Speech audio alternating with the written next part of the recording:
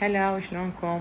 كباب لحم مشوي بالفرن، طعمه كلش طيب وبطريقة كلش سهلة، ومتأكدة إذا جربتوا هاي الطريقة راح تعتمدوها على طول.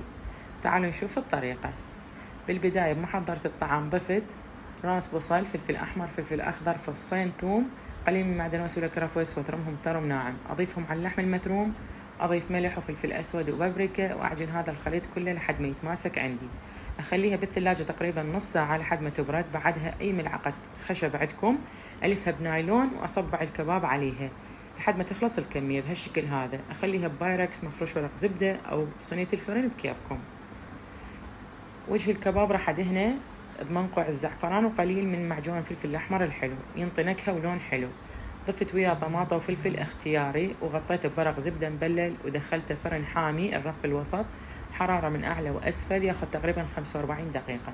هنا سويت سلطة البصل، بصل وكرفس، عليهم سماق، عصير ليمون، وخلطته وصار جاهز. هنا الكباب صار جاهز واستوى عندي.